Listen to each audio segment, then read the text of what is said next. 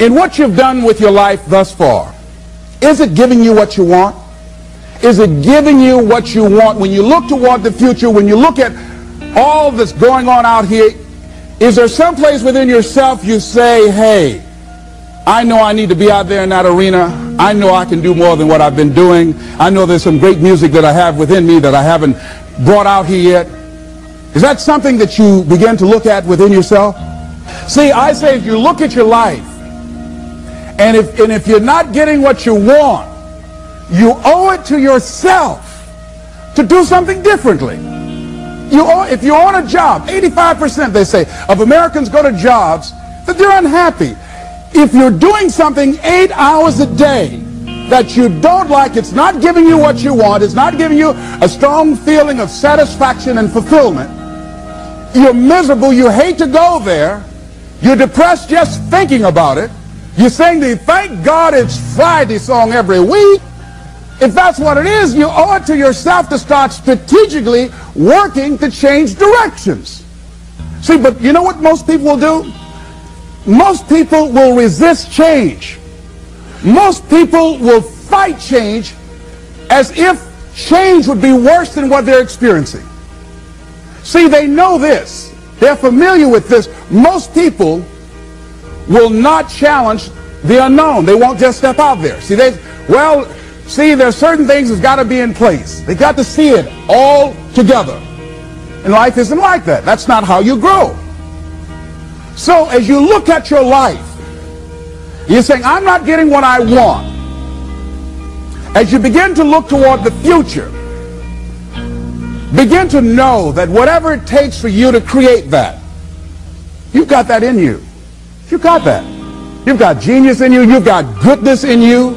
You've got creativeness in you. If you decide to take the initiative to change the current quality of your life, I say to you that you will find that the universe is on your side, that life is on your side.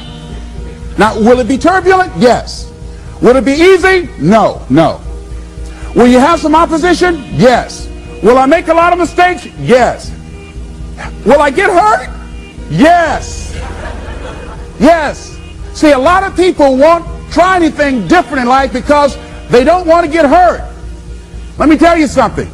It's too much pain to duck. Pain is everywhere. You can hide under here. It will come where you are. It's everywhere.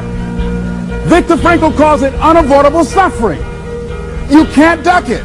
But most people spend their life not wanting to deal with the pain of rejection, the pain of defeat, the pain of being disappointed, the pain of losing, the pain of failure, the pain of being criticized, the pain of not being liked, the pain. That's called life.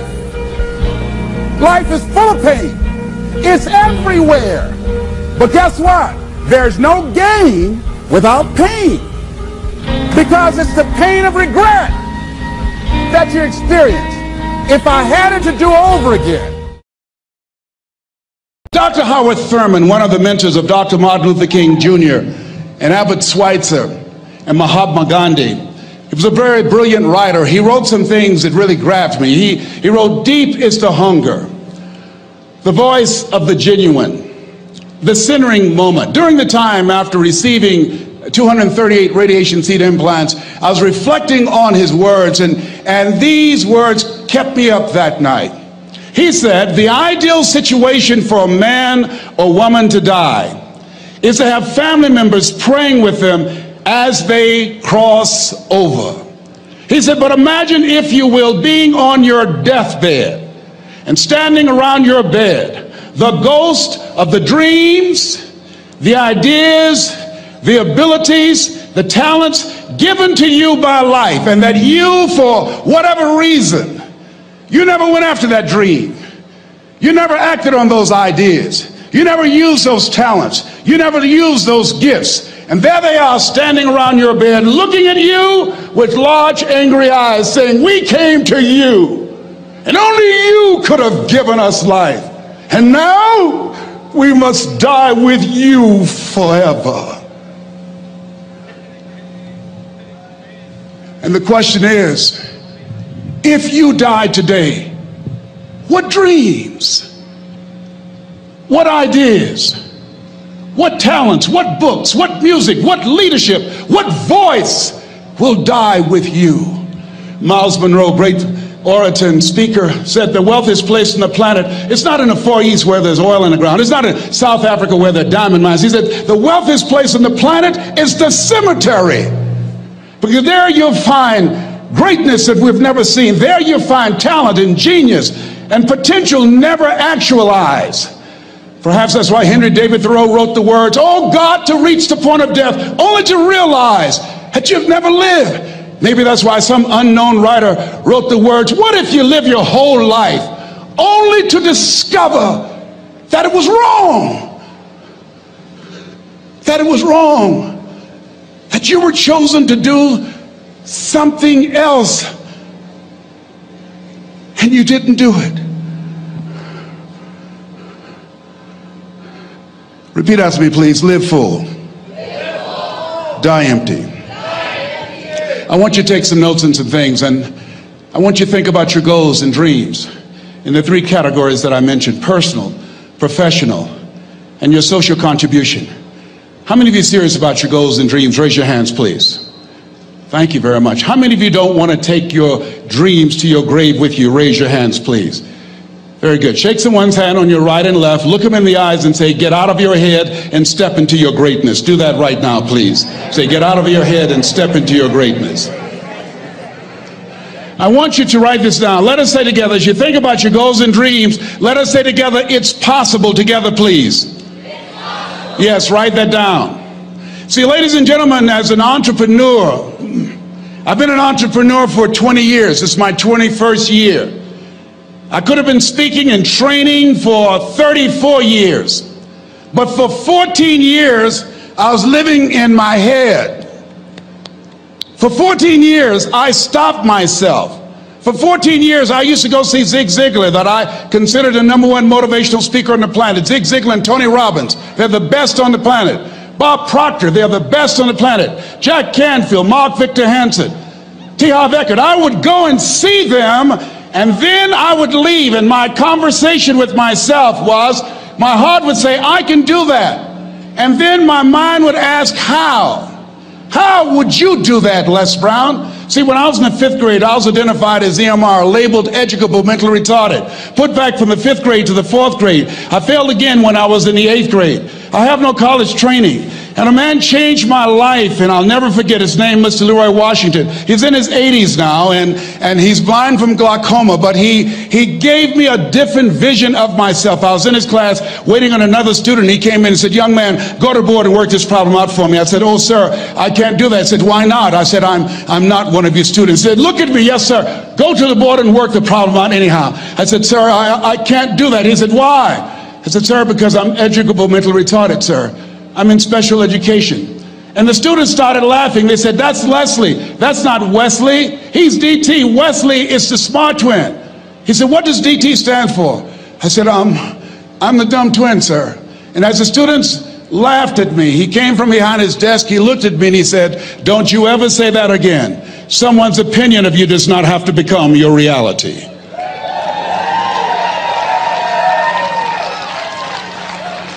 On one hand, I was humiliated, but on the other hand, I was liberated, because he looked at me with the eyes of Goethe, who said, "Look at a man the way that he is, he only becomes worse. But look at him as if he were what he could be, then he becomes what he should be." And so we developed a relationship. And one of the things that I can just tell you as you think about your goals and dreams, all of us can say in a spirit of integrity that it's possible. That if anybody at any point in time lived their dream, then it's possible that I can live mine.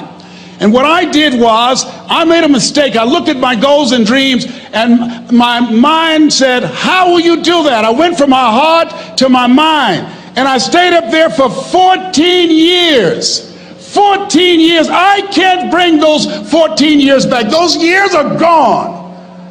And I've made a mission in my life to help people to stop putting it off and procrastinating. How many ever thought about something you wanted to do and you procrastinated, you talked yourself out of it? Raise your hand, please. There's a proverb that says, if there's no enemy within, the enemy outside can do us no harm.